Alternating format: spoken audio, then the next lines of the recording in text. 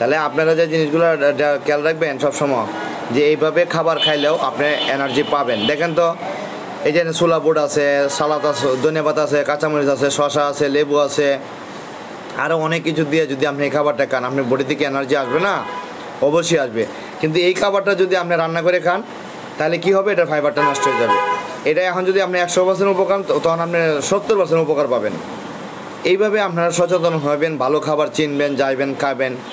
এই যে দেখেন এই খাবারটার মধ্যে ছোলা বুট আছে, আপনার বিভিন্ন ধরনের সবজি আছে, সাদা যে ফল আছে, আপনি যত ধরনের ফল দেশি বিদেশি সবগুলো দিতে পারেন, পেঁয়াজ রসুন সব কিছু দিতে পারেন।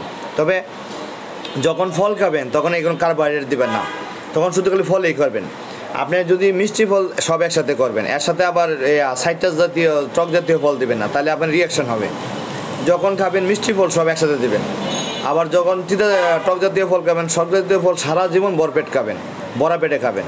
এই যে এখানে দেখেন শসা আছে, আপনার ছোলা বুট আছে, টমেটো আছে, এরপরে আরও বিভিন্ন ধরনের সবজি আছে, আপনি লাউ দিতে পারেন। এই যে স্প্রাউট, হ্যাঁ, বুটের সারা উঠানো খাবার আছে, এটা ওজন কমানোর জন্য এই প্রোটিন খাবারটা, সালাডটা খুবই কার্যকরী। এখানে আপনি বিট দিতে পারেন, লেবু দিতে পারেন, এইভাবে আপনারা এই পেঁয়াজ দিতে পারেন, মানে যত ধরনের সবজি জাতীয় খাবার আছে এখানে দিতে পারেন।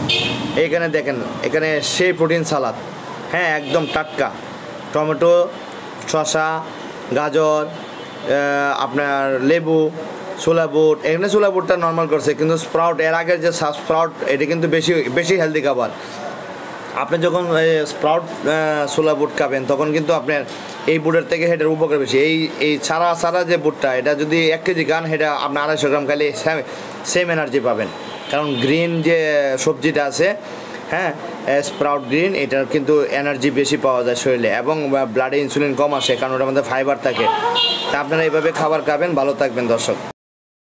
তাইলে আমার আলোচনায় আপনারা যারা বুঝলেন যে আপনার ইচ্ছা থাকলে সব কিছুই সম্ভব, কিন্তু একটু কষ্ট হবে। কিন্তু আপনি ইচ্ছা করে যদি আগে থেকে সুন্দর করে প্রসেস করে অফিসের সময় সব গুছিয়ে গেছে ডিপ ফ্রিজে রেখে দেন, বাটি করে আলাদা বাটি, তখন আপনার নর্মালি একটা রুম টেম্পারেচারে একটা বাটি বের করবেন আর খাবেন। এভাবে আপনার জীবনযাত্রা সহজ হয়ে যাবে, আপনি প্রচুর ক্যালোরি পাবেন এবং আপনি ফাইবারযুক্ত এনার্জি পাবেন। আমি কেন বলি যে যত বেশি রান্না করবেন তত বেশি খাবারে ফাইবার নষ্ট হয়ে যায়। খাচ্ছা আমারে বাচ্চা। ভালো থাকবেন দর্শক।